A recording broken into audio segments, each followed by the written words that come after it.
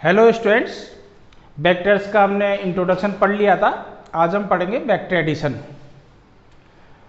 Vector addition में आपके तीन लॉ हैं, triangle law of vector addition, parallelogram law of vector addition and polygon law of vector addition. यानी vector को हम ऐड कैसे करते हैं। तो पहले हम triangle law of vector addition पढ़ रहे हैं, ठीक है।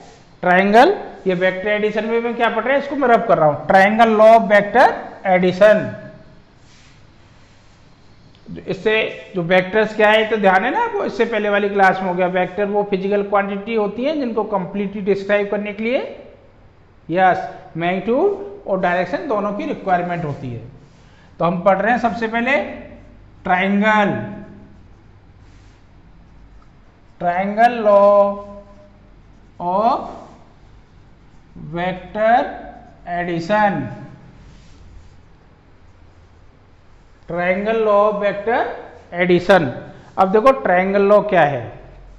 जैसे सपोज ये कोई वेक्टर है P और ये वेक्टर है Q, इनको हमें ऐड करना है। तो ट्रायंगल लॉ ये बोलता है, जैसे ए वेक्टर, इसका ये क्या हो गया, ये तो इसका हेड, ये टेल। तो जब भी ऐड करोगे तो P प्लस Q करना है आपको। क्या करना है, P में Q को ऐड करना है। तो P के हेड पर Q रख देते हो, ऐसे Q की टेल रख देते हो और इसके इक्वल ये वेक्टर बना देते हो और फिर इसको ज्वाइन कर देते हो। ये ट्रायंगल बन गया। इसका नाम मैं लिखता हूं ABC। ABC, AB represent the P vector, BC represent the Q vector. तो ट्रायंगल लॉ क्या बोलता है, if two side of the triangle, ये दो साइड हो रही है, if two sides of the triangle represent two vectors in a order, एक ही ऑर्डर में से, then third side represent the, third side means AC, then third side represent the resultant of these two vector. Third side कौन सी हो गई, इन opposite order. देखो third side इसको AC हो गई, ठीक है। एक बार ABC में ही बोल रहा हूं। तो ये ट्रायंगल ये बोल रहा है AC equals to AB plus BC, AB plus BC। देखो एक बार फिर से सुन लो, अगर ट्रायंगल की दो साइड दो वेक्टर को एक ही ऑर्डर में रिप्रेजेंट करती है तो थर्ड साइड इनका एडिशन, जिसको हम बोलते हैं रिजल्टेंट, थर्ड साइड इनके रिजल्टेंट को शो करती है इन अपोजिट ऑर्डर। अपोजिट ऑर्डर, ये ऑर्डर ऐसे गया तो ये ऐसे हो गया, तभी तो AC बोल रहे हैं। तो AC इक्वल्स टू क्या हो जाएगा, AB प्लस BC। अब जैसे ये ट्रायंगल लिया, PQ से बाद में बताता हूं, ये भी आपके यूज आता है इसलिए मैं बता रहा हूं। ABC सपोज ट्रायंगल हो गया। जैसे आपको ट्रायंगल लॉ से लिखना पड़ेगा ऐसे, AC इक्वल्स टू क्या लिखोगे, ये AC। तो AB ये अपोजिट, इसकी टेल से स्टार्ट हो जाओ, हेड तक पहुंचो, AB plus BC, AB plus BC। ये ध्यान रखना, यहाँ पर AB ऐसे लिखते हो, ज्योमेट्री की अलग बात थी, लेकिन यहाँ BA ये दोनों इक्वल नहीं होते। AB और BA सेम नहीं होते। अगर आपको BA लिखना पड़ेगा ना ऐसे, AB और BA कैसे होगा, माइनस BA, ठीक है, इसके इक्वल होता है, नेगेटिव वेक्टर होता है उसका। ये दोनों सिमिलर नहीं होते, इसलिए AB लिखा जाएगा, BA नहीं लिख सकते। वेक्टर्स में इसका मीनिंग बदल जाता है। अब ये ट्रायंगल लॉ है, AC इक्वल्स टू क्या आ गया, AB प्लस BC। अब सपोज इसमें आपको लिखना पड़े BC को रिजल्टेंट बनाना है, BC। तो देखिए इस एरो को ऐसे हटा देता हूं, BC ऐसे हो गया, ये इसका हेड बन गया। तो आपको B से स्टार्ट होना है और दूसरे रास्ते से C पे पहुंचना है। तो BC इक्वल्स टू क्या होगा, BA plus AC, BA plus AC। Yes, अब आप बताओ, देखो आपको जो भी इसमें प्रॉब्लम्स आती है तो आप पीछे कमेंट्स कर सकते हैं, जो नेक्स्ट क्लास में उनको मैं आपके कमेंट्स को या प्रॉब्लम्स को कंसीडर कर लूंगा। जो भी प्रॉब्लम्स आती हैं उनको आप कमेंट्स कर दीजिए नेक्स्ट क्लास में। जब भी नेक्स्ट क्लास होगी उसके बाद तो उनको कंसीडर करके आपको इसमें क्लास में बता दिया करूंगा। अब देखिए सपोज इसमें हमें लिखना है AB इक्वल्स टू, बताइए ए बी, ये हेड हो गया, ए से बी ऐसे जा रहे हो। अब रास्ता दूसरा चूज करो बी पे पहुंचने का, तो यही बचता है आपके पास, ये हो जाएगा ए सी। अब बी पे पहुंचने के लिए ए से बी तो ऐसे हो गई, ए बी लिख दिया। अब ऐसे ऐसे जा, तो A C plus C B, A C plus C B. बस ये डायरेक्ट में ए सी को हम सी ए नहीं ले सकते, ऐसे ही जाना पड़ेगा, ए सी प्लस सी बी। तो ये आपके यू हो जाएगा, इसलिए बता रहा हूं। एक बार और देख लेते, एक ट्रायंगल और बना रहा हूं। ये लिखा ए बी सी। अब इसमें सी ए इक्वल्स टू बताओ, यस सोचिए, C A equals to C A, yes C A equals to क्या होगा, C B plus B A. ये एरो जो रिप्रेजेंटेशन है ना इसका, एरो ये बता रहा है सी ए वेक्टर क्वांटिटी है, ये एरो लगाते हैं जो। अब सी बी इक्वल्स टू और बता दो एक बार, सी बी, तो ये हो गया हेड इसका। अब ऐसे जाओ सी ए प्लस ए बी, ये आपके यूज होगा, इसलिए मैंने ये बताया है। नहीं, इसमें ट्रायंगल ऑफ वेक्टर एडिशन में क्या एक प्रॉपर्टी ये भी है, जनरली बुक्स में तो होगी, लेकिन टीचर्स कम बताते हैं, जबकि यूज होता है, इससे रिलेटेड भी क्वेश्चंस आते हैं। अब देखिए, आपका यही तो बोल रहा था ट्रायंगल ऑफ वेक्टर एडिशन, एक बार फिर से आप राइट डाउन कर लेना। If two sides of the triangle represent two vector in a order, एक ही ऑर्डर में, then third side in opposite order ऐसे, इनका ऑर्डर ऐसे हुआ opposite order, represent the resultant of these two vector. Resultant means P plus Q, इसका मैं are नाम देता हूं, तो आर क्या हो जाएगा, पी प्लस क्यू। और इसमें अभी जैसे साइड्स की फॉर्म लिखोगे तो A C vector equals to A B plus P C, A C vector equals to A B plus B C. एक बार फिर इसकी डेफिनेशन बोल देता हूं, क्योंकि 11th में एकेडमिक एग्जाम में आ जाती है, और वैसे कंपटीशंस में आप जाते हो तो आपको समझा हुआ होना चाहिए ट्रायंगल लॉ क्या होता है, वह डेफिनेशन नहीं पूछते हैं।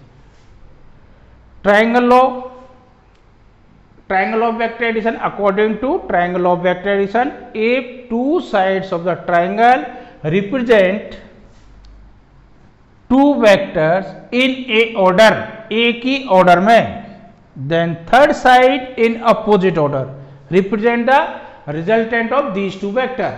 R कौन सी, ए सी साइड रिप्रेजेंट करेगी रिजल्टेंट यानी P प्लस क्यू को, A B plus B C, ये वेक्टर हो गया। ठीक है, ये ट्रायंगल लॉ है जो मैंने स्टेटमेंट आपको बोल दिया है, आप राइट डाउन कर लो, एक बार फिर बोल देता हूं। According to triangle law of vector addition, if two sides of the triangle represent two vector in a order, then third side represents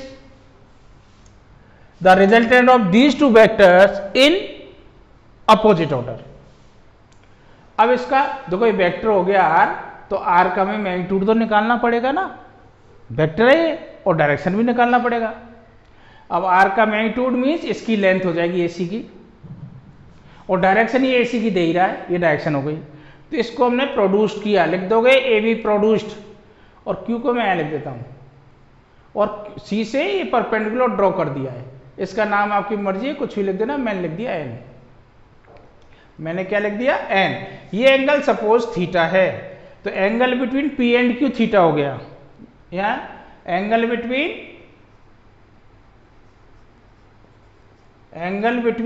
P and Q, P vector and Q vector क्या ले लिया आपने, theta. Angle between P and Q theta हो गया। Q, ये Q है, theta एक जैसा मत समझ लेना, ये क्यू वेक्टर है, ठीक है, थीटा। ये लिख देना, मैं लैंग्वेज लिख नहीं रहा हूं यहां। A draw C N perpendicular to A B which meet and produced A B. C N हमने ड्रॉ कर दिया परपेंडिकुलर टू ए बी, जो एन पर मीट कर जाता है आगे बढ़ाने पर। अब हमें टारगेट क्या है, आर का मैग्नीट्यूड निकालना। आर का मैग्नीट्यूड मतलब ए सी निकालना, ए सी की लेंथ निकालना। तो देखो, ये राइट एंगल ट्रायंगल हो गया, इसमें in triangle A C N दिख गया, A C N is a right angle triangle, A C N is a right angle triangle. तो अपनी पाइथागोरस थ्योरम है, इसका बोधाइन थ्योरम भी नाम है।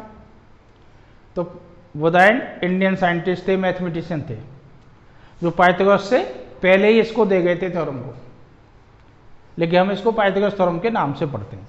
In triangle ACN, ACN Pythagoras theorem क्या है? हाइपोटेनस स्क्वायर यानी AC स्क्वायर, ये तो सबको आती होगी, AC हाइपोटेनस हो गया 90 के सामने वाला, plus equals to AN square plus CN square, ये पाइथागोरस थ्योरम हो गई। अब AC जो निकल के आएगी वैल्यू, वो R का मैग्नीट्यूड दे देगी। अभी हमने ये इससे पहले वेक्टर रिप्रेजेंटेशन में यही तो पढ़ा था, जो वेक्टर है जो इसकी लेंथ होती है that is the magnitude, magnitude means numerical value. अब देखिए AN को हम क्या ले सकते हैं? AB प्लस BN लिख सकते हो, AB plus BN whole square plus CN square, और ये AC स्क्वायर आ गया आपका। अब थोड़ा टेक्नोमेट्री यूज करते हैं, इनकी BN की और CN की वैल्यू निकालते हैं। तो यहां निकाल रहा हूं, देखो इन ट्रायंगल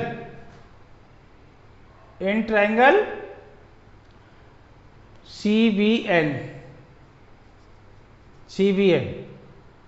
अब इसमें BN निकालना है आपको, तो cos थीटा यूज कर लो।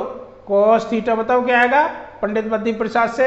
cos theta equals to base upon hypotenuse VN upon BC। अब ध्यान रखना, ये वेक्टर हम यूज नहीं कर रहे थे, ज्योमेट्री यूज कर रहे हैं। तो साइड ट्रायंगल की साइड्स की लेंथ आ रही है, यहाँ भी लेंथ ही आ रही है, ये वेक्टर नहीं है, ये सिर्फ इनकी लेंथ है। तो cos थीटा कितना आ गया? BN upon BC। अब जो Q का मैग्नीट्यूड है, जैसे Q वेक्टर है, इसका मैग्नीट्यूड ऐसे, इसको सिंपली हम Q लिख देते हैं, यानी BC किसके इक्वल हो गया? लेंथ Q, ये BC के इक्वल हो गया। तो BC को मैं लिख दूंगा BN अपॉन Q। ऐसे भी लिखते हैं, ऐसे भी लिखते हैं, मैंने इसको ऐसे लिख लिया है, इजी रहेगा लिखना। तो BN को क्या लिख दिया? cos theta. तो BN कितना आ गया? Q cos थीटा, ये BN की वैल्यू आ गई। हमें CN भी फाइंड आउट करना है, इसकी भी जरूरत है। तो देखो इसमें sin थीटा निकाल लो यहीं से, इसी ट्रायंगल से। तो sin थीटा कितना आएगा? sin theta equals to perpendicular upon base, तो CN नहीं, sin theta equals to perpendicular upon hypotenuse, तो CN अपॉन हाइपोटेनस क्या है? BC, और BC किसके इक्वल है? डायरेक्टली तो Q, ये लिख दिया Q। तो CN कितना निकल के आ गया इससे? CN इक्वल्स टू हो गया Q sin थीटा। ये वैल्यूज आ गई, ये वैल्यूज यहां पुट कर दो, ठीक है। अब देखिए ये भी एक बार बता देता हूं, Q वेक्टर को हम Q लिख रहे हैं मैग्नीट्यूड, और ये BC के इक्वल। ऐसे ही P वेक्टर आएगा ना, ये P वेक्टर वो किसके इक्वल होगा? P वेक्टर का मैग्नीट्यूड AB के इक्वल होगा, जिसको सिंपली हम क्या लिखेंगे? P, मैग्नीट्यूड ऑफ P, ठीक है। मैग्नीट्यूड ऑफ P होगा, जो ऐसे लिख दो, चलो उसकी फॉर्म में, ये P वेक्टर का मैग्नीट्यूड P लिखेंगे, और वो किसके इक्वल होगा? AB के। और सेम वे R वेक्टर का मैग्नीट्यूड जो R होगा, उसको हम लिख रहे हैं वहां AC के इक्वल, ठीक है। अब ये वैल्यू यहां पुट कर दो, तो AC को क्या लिख दूंगा? R का मैग्नीट्यूड है, ये लिख दिया मैंने R square equals to AB कितना है? P का मैग्नीट्यूड, जिसको हम लिख रहे हैं P, प्लस BN आपने यहां निकाल रखा है Q cos theta, Q cos theta ये होल स्क्वायर, प्लस CN आपने निकाल रखा Q sin थीटा, और ये होल स्क्वायर। अब इसको फर्दर सॉल्व कर लो, आइडेंटिटी से एक्सपेंड कर दो इसको। R स्क्वायर इक्वल्स टू, ये आएगा A square plus B square plus 2AB cos theta, तो ये आएगा P square plus Q square cos square theta plus 2AB, AP ये 2 लिखा है 2P, और फिर इससे इंटू Q cos थीटा, और इसका स्क्वायर क्या होगा? Q square sine square theta, ये आ गया। अब देखिए इनको एक साथ ले लो, Q स्क्वायर कॉमन लेके, तो यहां लिख रहा हूं R square equals to P square plus, इन दोनों में जो अंडरलाइन किया है, इन दोनों में, इसमें और इसमें Q स्क्वायर कॉमन ले लिया, तो क्या बचा? कॉस स्क्वायर थीटा इधर, यहाँ क्या बचेगा साइन स्क्वायर थीटा प्लस ये टर्म 2pq कॉस थीटा। अब देखो ये हम जानते हैं cos square theta plus sign square theta is 1, ये क्या होता है 1 होता है। तो इधर लिख रहा हूं, अब इसको मैं रब कर रहा हूं, ये भी हटा दिया, ठीक है, ये भी हटाओ। अब मैं यहां से लिख रहा हूं इसको R square equals to P square plus Q square into 1। ये sine square theta plus cos square theta trigonometry में पढ़ के आ गए, ये 1 होता है। तो ये हो गया P square plus Q square plus 2pq cos theta. तो आर कितना आ गया अंडरूट, स्क्वायर है अंडरूट कर दिया, P square plus Q square plus 2pq cos theta. ये आपका रिजल्टेंट का मैग्नीट्यूड आ गया। अब ये फॉर्मूला आपको याद भी रखना है। इसका मीनिंग ये है, जैसे एक वेक्टर अभी नाम तो बदल सकता है p, वो f1 f2 फोर्स भी दे सकता है, वो और भी कुछ वेलोसिटी वेक्टर दे सकता है, और ये दूसरा वेक्टर q है। ये दो वेक्टर इनके बिटवीन अगर थीटा एंगल है तो इनका रिजल्टेंट ये आता है, ये ट्रायंगल बोल रहा है r equals to P square plus Q square plus 2pq cos theta. जो फॉर्मूला आपको रट लेना है, याद कर लेना है। अब इसमें याद करने का मतलब यही है, p और q का रिजल्टेंट जिनके बिटवीन एंगल थीटा है ये होता है। ऐसे ये p वेक्टर, ये q वेक्टर, ये एंगल थीटा है, तो इनका रिजल्टेंट का मैग्नीट्यूड ही आ गया। तो रिजल्टेंट वेक्टर यानी p प्लस क्यू निकल गया। r मीन्स आपका यही तो था, मैंने अभी मिटा दिया है, r का मतलब यही था, r vector p plus Q, यानी इसका मैग्नीट्यूड आ गया। अब इसकी डायरेक्शन भी हमें निकालनी है। डायरेक्शन सपोज यही थे आपका रिजल्टेंट r, ये सपोज p के साथ बीटा एंगल बनाता है, तो इसी ट्रायंगल से in triangle ACN right angle triangle है।